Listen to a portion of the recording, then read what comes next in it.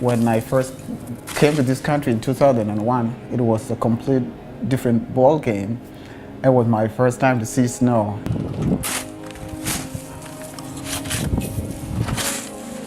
Woke up in the morning, I was like, what is this? I tried to open the door and snow piled up behind the door, and I was pushing it and I was like, what is going on? I locked the door and I went opened the window curtain blind, and I was like, wow. I went and woke up my friends. I was like, there's something white on the ground. I don't know what it is. So, and it was very challenging first, but I got used to it. I actually love winter than any other season, and that was in December of 2001.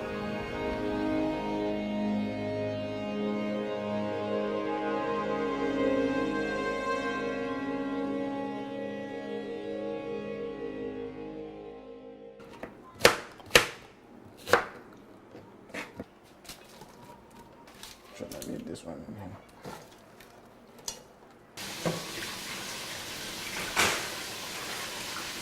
Hello, Patrick.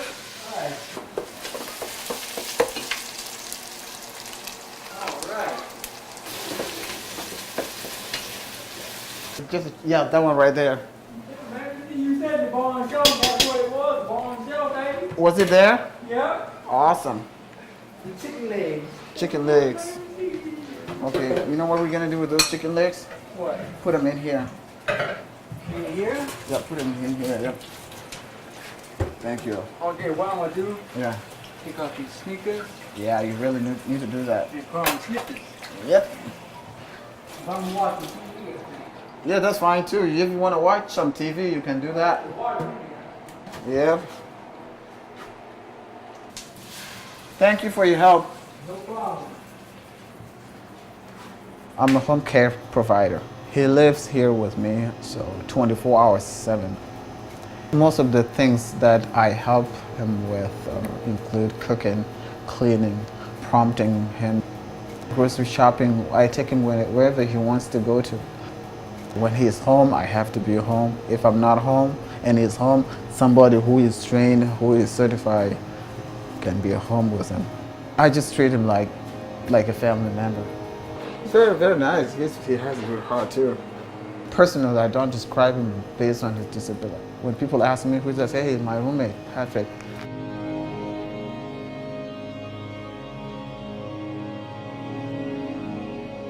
It's very important for all of us. We all need somebody to be there. Even when we are capable, we still need somebody to be there for us to do it. Not everything that we can do for ourselves.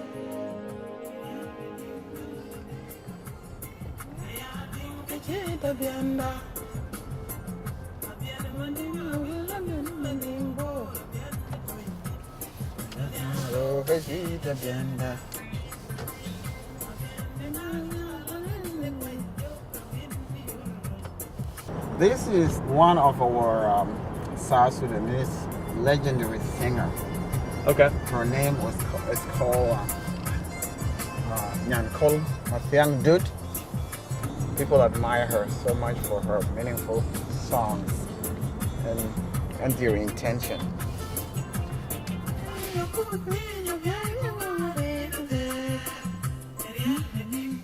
I send money to my family on a bi-weekly basis. When I send money, some people say to me, you need to take care of yourself first before you take care of others. It's one thing which is really very hard with me. I feel bad when I know I have something and somebody needs some help. I hate to say no. Yeah, our soccer team have been having a lot of challenges. Nobody's supporting them back home. I am their sole supporter.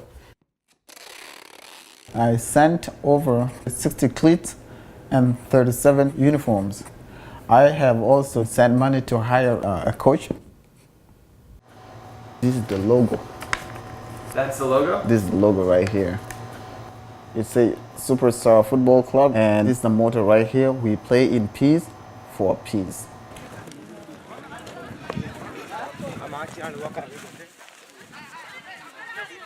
These kids, they have seen so much violence. They have seen family members being killed. They have seen properties being destroyed. They are traumatized, and that is still in the back of their mind. And when kids grow up in a violent situation or in the violent environment like that, what they learn is violence. And the sport will ease some of the violent ideations that are in the back of their mind when they are in the field. The tension, the energy will be burned out, and they will be good, and they will build positive relationships.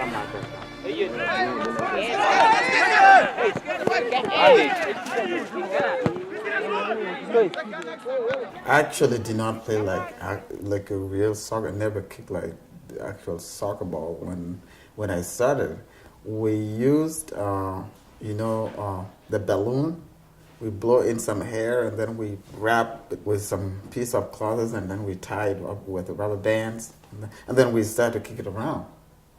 I grew up in a very, very big family. I am a fifth child of the 9. The life that we had, it was very meaningful. I grew up in a village. My parents were farmers, and I was part of what they did. My mother had her own routines. She used to go on the farm. When she's done on the farm, she'll go and milk the cow and then go and run. But she changed her routines that morning. And that is when the military jet came over our village.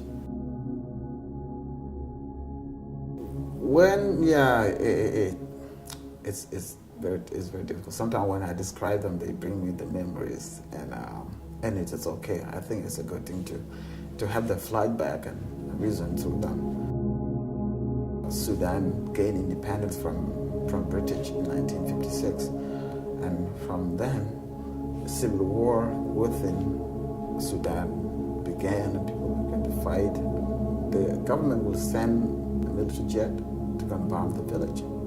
My village was bombarded. Those sounds of airplane, I still hear them. It has been almost 3 decades, I believe, and I still hear them. I can still picture that moment in my head. I can still see my mom bleeding. I can still see my sister lying down lifelessly, and it was very horrifying. And there's nothing you can do. That's what happens when politicians or when our leaders prefer money over the people. Tanks rolled into the village and chased everybody away, and we had to run. People ran away, separated from my family. When I left, I was 9 years old.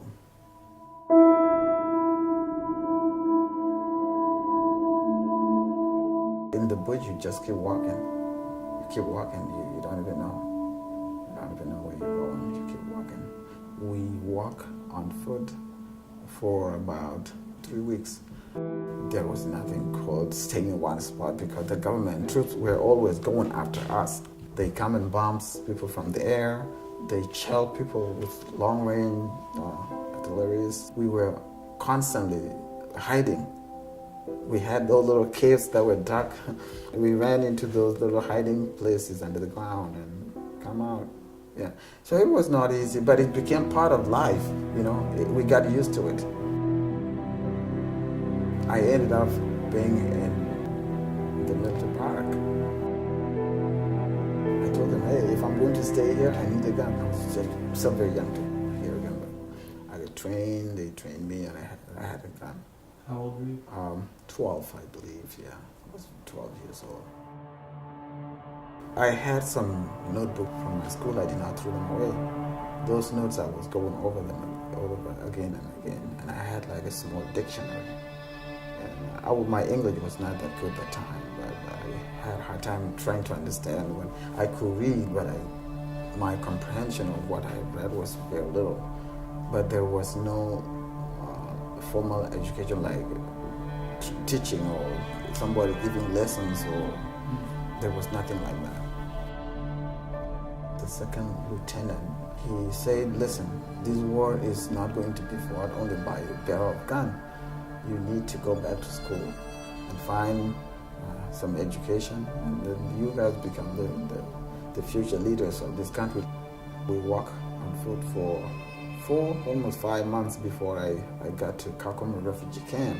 I went to school, and then the process of the Loud Boys began.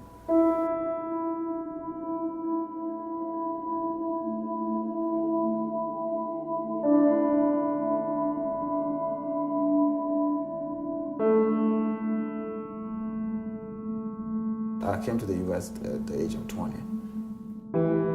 The time that I spent on my own gave me the strength, the faith, and the ability to be the person I am today. One of my goals why I came to the United States was to get higher education, because all my siblings, nobody went to school. So I was the first to go to school, and I wanted to get a higher education so my nieces and my nephews to be a role model for them. I started going to school at Granite State College in 2003, and I took classes one class at a time, but I made it. I only have one more class left for my master's degree. It has been very challenging, but I never gave up. I never gave up because I'm the first one in my family with higher education.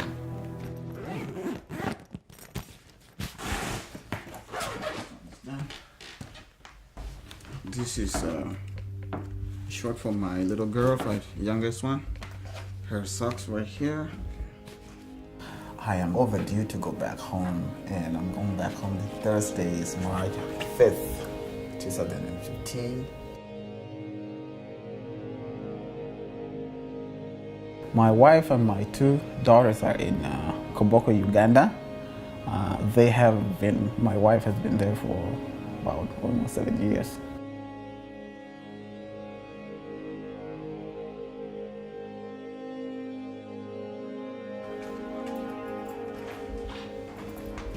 I can't believe I'm living in New Hampshire. I put in a request that I need to take 3 months. I needed like 530 hours of overtime. That's how much I would be gone 53 days. And I work 10-hour shift, so that would be 530. I work 4 days a week for my regular shift, and I pick up 3 more days for overtime. And it took about 6 months. It took 6 months.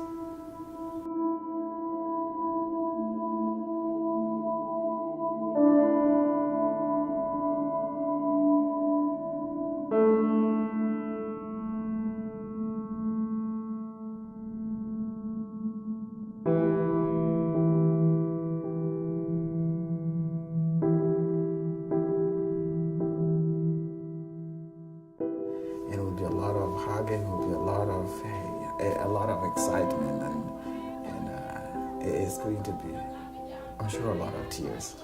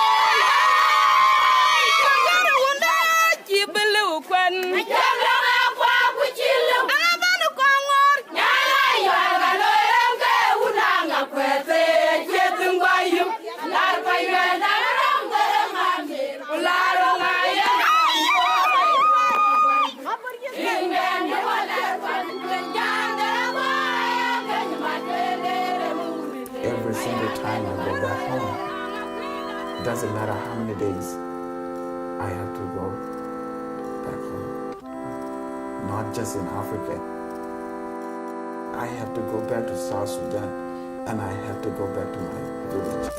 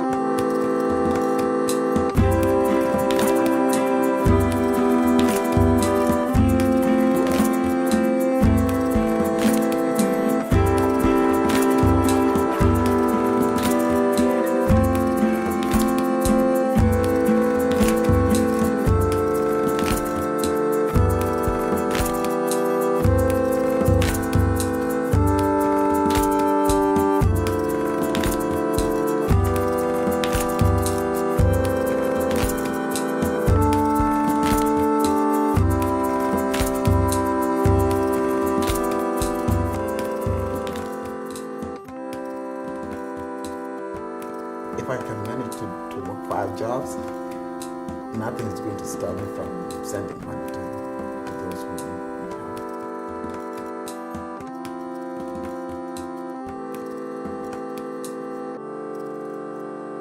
There's no reason for me to forget the situation that I used to have, the problems that I used to encounter. I can't forget those situations, and that's what keeps me helping people.